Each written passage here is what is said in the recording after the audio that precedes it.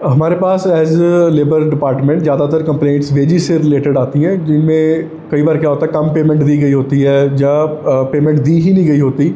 तो जब भी वर्कर हमें किसी भी माध्यम से अप्रोच करता है, जैसे थ्रू ऑनलाइन आ जाती है कंप्लेंट या थ्रू पीएम पोर्टल आ जाती है या फिजिकली भी लेबर वाला विजिट कर लेता है, कोई भी एम्प्लॉय विजिट करता है, तो हम उसके नोटिस के उसकी कंप्लेंट रिसीव होने के बाद एक नोटिस इशू कर देते हैं एम्प्लॉयर एंड एम्प्लॉय दोनों को, एक डेट फिक्स करके दोनों में एमिकेबल सेटलमेंट विद इन 2 और 3 डेट्स हम करवा देते हैं जी। उसमें न्यू लेबर कोड बनी है सर, इसका क्या बेनिफिट है और किस तरह से?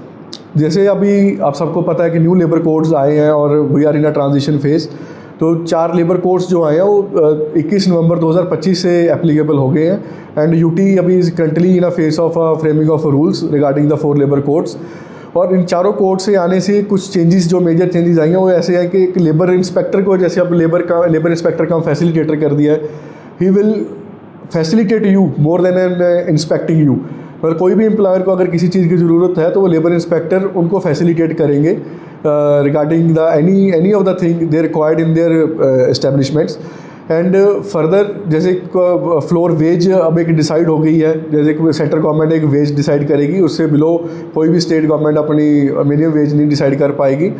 और एक इंपॉर्टेंट चेंज जो आई है ग्रेचुटी के लिए, जैसे पहले ग्रेचुटी 5 ईयर की सर्विस के बाद ही मिलती थी, तो अब अगर कोई फिक्स टर्म एम्प्लॉय भी है जिसने 1 साल की सर्विस अपने एम्प्लॉयर के पास पूरी कर ली, तो उसको भी ग्रेचुटी प्रोराटा बेसिस पे अब मिलेगी।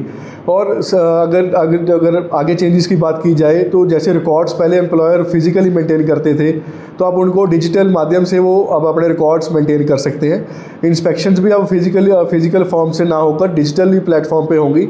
हमारे पोर्टल से ही जो online web based inspection policy बनाई जाएगी और उसके माध्यम से जिस भी इस्टेब्लिशमेंट का एक नोटिस जारी होगा वो ऑनलाइन ही अपना रिप्लाई दे दिया करेंगे और ऑनलाइन ही उनकी ऑब्जेक्शंस को सॉल्व करके एक इंस्पेक्शन को सॉल्व कर दिया जाएगा। सर चाइल्ड लेबर से लेकर इशू आता है, लगातार आपकी चेकिंग भी चलती है, किस तरह से आप डील करते हैं?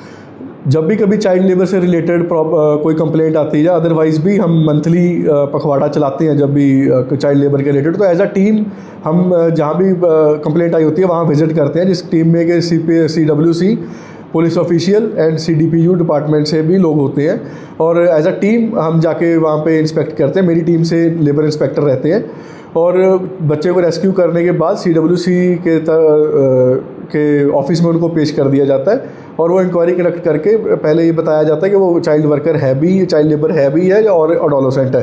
तो उसके बाद एज़ पर डिसीजन आगे प्रोसीजर फॉलो करके उनको वेजेस और जो कंपनसेशन होती है वो दिला दी जाती है जी। सर लोगों से क्या अपील करना चाहेंगे और सबसे ज़्यादा अगर हम देखें तो चंडीगढ़ के लोगों की कंप्लेंट्स किसी के रिगार्डिंग है? चंडीगढ़ के लोगों से कोई अपील करने की वैसे ज़रूरत ही नहीं है। मतलब the most educated city and the most planned city is our Chandigarh only. फिर भी मैं बस उनसे ये अपील करना चाहूँगा भी कोई एक चाइल्ड लेबर को ना एम्प्लॉय किया जाए, ठीक है। सबके राइट्स का ध्यान रखा जाए। जो भी वर्कर आपके पास अगर काम कर रहा है तो उसकी सैलरी टाइम पे दे दी जाए और अगर कोई भी कंप्लेंट हो तो मेरे पास आकर उसको एमिकेबली हम सॉल्व करने की कोशिश करेंगे। जैसे आपको पता होगा भी हमारे पास 2 बोर्ड्स हैं, तो कंस्ट्रक्शन वर्कर वेलफेयर बोर्ड है जी, एक लेबर वेलफेयर बोर्ड है। जो लेबर वेलफेयर बोर्ड है वो ऑर्गेनाइज्ड जो भी एम्प्लॉयज़ हैं, मतलब जैसे कोई इस्टेब्लिशमेंट्स में काम कर रहे हैं, IT कंपनीज़ में काम कर रहे हैं, फैक्ट्रीज़ में काम कर रहे हैं, जिनका लेबर वेलफेयर फ़ंड उनकी सैलरी से डिडक्ट होता है 5 रुपीज़ और 20 रुपीज़ का शेयर उनके एम्प्लॉयर के द्वारा डाला जाता है और वो फ़ंड हमारे पास एक्यूमुलेट होता है और उसी फ़ंड से जो भी एम्प्लॉई एलिजिबल होता है बेनिफिशियरी, वो अपना बेनिफिट ले सकता है। जैसे कि उनको हम वेरियस स्कीम्स जैसे देते हैं, उनके वार्ड्स के लिए देते हैं। जैसे कोई 6th क्लास का बच्चा है तो वो अपनी स्कॉलरशिप स्कीम ले सकता है। This scheme runs to 6th to 12th class. And similarly maternity benefit दिया जाता है, कन्यादान स्कीम का बेनिफिट दिया जाता है, डेथ असिस्टेंस का बेनिफिट दिया जाता है, डिसेबिलिटी का बेनिफिट दिया जाता है, पेंशन का बेनिफिट दिया जाता है। वो various benefits the employ can take after applying on the online portal, that is service plus portal. उस पर गूगल करके और सर्विस प्लस पोर्टल पे जाके वो अप्लाई कर सकता है। वहाँ पे फॉर्म है, उसको भरना है और चेकलिस्ट दी हुई है। और अगर फिर भी कोई कन्फ्यूज़न होती है तो वो लेबर डिपार्टमेंट सेक्टर 30 में विजिट करके अपनी कन्फ्यूज़न दूर करके ऑनलाइन फॉर्म को अप्लाई कर सकता है। इसी के साथ एक कंस्ट्रक्शन वर्कर्स के लिए भी एक बोर्ड बना हुआ है, कंस्ट्रक्शन वर्कर वेलफेयर बोर्ड, जिसका भी मेन मोटिव कंस्ट्रक्शन वर्कर्स के लिए स्कीम्स रन करना है और उनको बेनिफिट्स देना है। उसके लिए जो भी कंस्ट्रक्शन वर्कर है जिसको 90 दिन चंडीगढ़ में काम करते पूरे हो गए हैं, वो इस स्कीम का लाभ ले सकता है। वो ऑनलाइन माध्यम से अप्लाई कर सकता है और अगर ऑनलाइन नहीं कर पाता तो डिपार्टमेंट में विजिट कर भी अपना फॉर्म अप्लाई करवा सकता है और उसको अपने जो स्कीम्स हैं उसको जैसे ओपीडी रिइंबर्समेंट स्कीम मिलेगी 25,000 रुपये तक का। उसका कुछ भी अगर उन्होंने इलाज करवाया चंडीगढ़ ट्राई सिटी में, मोहाली, पंचकुला, चंडीगढ़ में किसी भी गवर्नमेंट ऑफिस में गवर्नमेंट हॉस्पिटल और डिस्पेंसरी में अगर उसने अपना इलाज करवाया तो वो अमाउंट उनको रिफंड कर दिया जाएगा अप टू 25,000 रुपीज़। इसी के साथ हमने एक honour to the meritorious student scheme run करी है।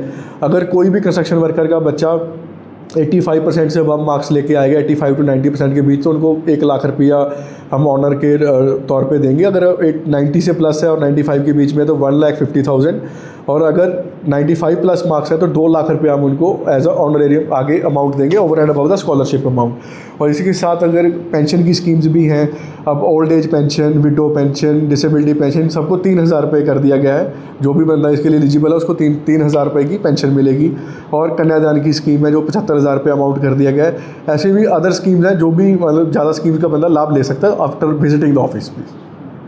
सर मैटरनिटी का है, इसमें मैटरनिटी किस तरह से बेनिफिट ले सकते हैं? मैटरनिटी जो भी फीमेल एम्प्लॉई मैटरनिटी के लिए एलिजिबल हो जाती है तो वो उन्होंने ऑनलाइन अप्लाई करना है और उनको एज़ पर स्कीम बेनिफिट उनको मैटरनिटी का बेनिफिट मिल जाएगा, जो कि आज के दिन कंस्ट्रक्शन वर्कर के लिए 31,000 रुपये है, उनको 31,000 रुपये मिल जाता है। और लेबर वेलफेयर बोर्ड में जो मैटरनिटी बेनिफिट है इट इज़ 21,000 रुपीज़। अभी तक सर कितने लेबर्स इसका बेनिफिट ले चुके हैं? हमारे पास अराउंड 3,000 के करीब एक्टिव वर्कर्स हैं जो कंस्ट्रक्शन वर्कर वेलफेयर बोर्ड में अपना बेनिफिट ले रहे हैं। और हम ड्यूरिंग रिसेंट टाइम में ज़्यादा से ज़्यादा कैंप्स लगाने की भी कोशिश कर रहे हैं, सो डैट ज़्यादा से ज़्यादा लोग इसलिए अवेयर हो सकें और अपना बनता स्कीम का बेनिफिट ले सकें। सर इसके लिए कोई मेंबर होना ज़रूरी है, ऐसा कुछ? कंस्ट्रक्शन वेलफेयर बोर्ड में जैसे ही आप फॉर्म अप्लाई करते हो आप डिपार्टमेंट बोर्ड का एक पार्ट बन जाते हो और आपका एक कार्ड इशू हो जाता है। कार्ड की फ़ीस 85 रुपीज़ है और हर ईयर उसको रिन्यू कराना पड़ता है। रिन्यूअल की फ़ीस 60 रुपीज़ है।